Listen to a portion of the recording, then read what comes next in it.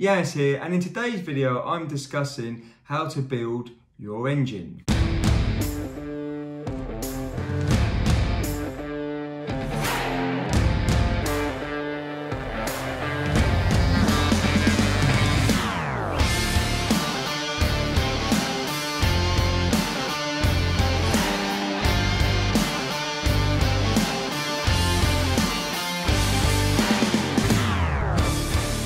Welcome back to the channel, guys, and if you're new to the channel, welcome, and please like and subscribe to the channel.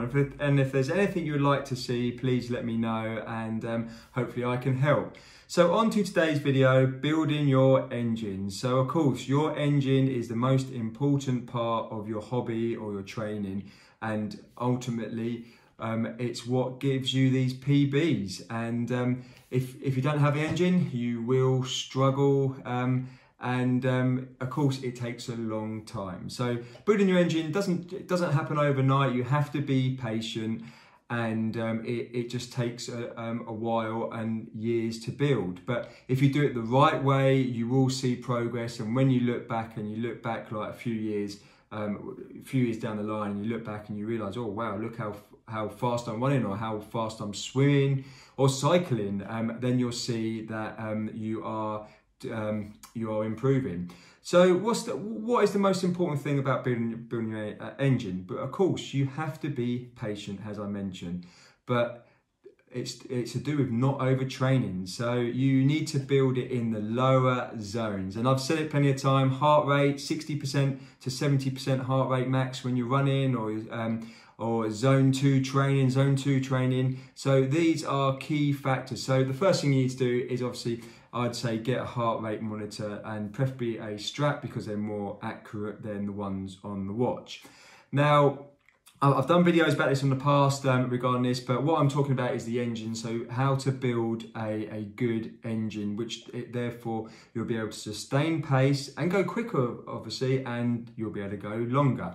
So it'd be no news if you've been watching my previous videos. Zone 2 training is where it's at. Now, I did a video previously of how to set up your zones properly, so make sure the zones are properly done, and I'll drop the link in the comments, in the description below, so you can see. But that is very important for your training, and to make sure you get it right. I've seen it time and time again. People say that they've got the heart rate zones correct, and you look at it and I think, wow, how have they got that heart rate max? I know everyone's different, but of course it does go down in age, and I think, well, their zones are wrong, and then you look at their runs and they're struggling.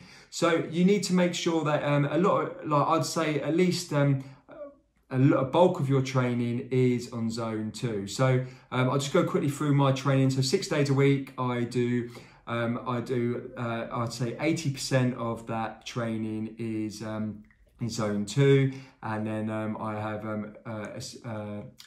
2 days that are, well, one day it's real hard, and then another day it's fairly hard, and the rest of zone 2. Now, zone 2 isn't easy. So when people think it's easy, it's not easy training. It is actually a steady training. But this is where people come into when they make a mistake. So you're new into training, or new into like swimming, cycling, biking, and you just want to go out as hard as you can. Now, I did that when I was younger. When I first started, and when I was younger, I always thought I had to sprint. So I had the sprinter's mentality. So that's why I kept getting injured. So I can tell you, zone 2 training, you can do 2 runs, for example, the same heart rate, 2 consecutive days, the same time or the same mileage, and I guarantee that the pace will be different, and your heart rate, although it might be the same, your pace will be different. So you need to listen to your body. So doing this builds up the engine. You build up your aerobic capacity, and that takes a long time. Now, when you do that, it makes you more efficient, and therefore, if you're more efficient, then you'll be able to sustain pace and run longer. Of course, you have to do intervals, like well-structured plan. But so if you were to just do build up your base for like 6 months and not do any interval training, the likelihood is you'll be used to going to that certain pace, but you will go back. You'll eventually go backwards. So that's why you have to do speed work. And speed work, don't neglect it, but don't do too much. That's what people make a big mistake in. So what you do, you're efficient, and it does take a long time. So what I did, how I did over the years. So in 2012, I just went out hard, got injured, and then it happened again the following year, kept getting injured, and then I realised I went on a lab study, and then I was told that I had to improve my running economy, and it's the same with biking. I bike on zone 2 power at the moment. So a lot of your training should be steady, but I say zones because your heart rate does actually dictate what happens to you throughout the week or throughout the day. If you have a bad night's sleep, for example, that will affect your heart rate the following day when you're training. So it prevents you from overtraining, and it does keep the injuries to the minimal. So what happened there, I managed to get consistent training, which therefore I was able to build the engine because I wasn't getting injured, and therefore I was able to be more efficient, and then I was getting faster. So consistent training is key. So if you get injured, the worst thing to do is just come back and jump off where you were from previously, and what happens then is that you're chasing fitness all the time. So if you do consistent training, you're not chasing fitness, and therefore you're building that engine. So it's key that you do build that engine, and it's the engine that will get you through, like when you do your runs and stuff, when you're struggling towards the end of like a race. It's that where you've done it, you've built it, and it can go on, and it does learn to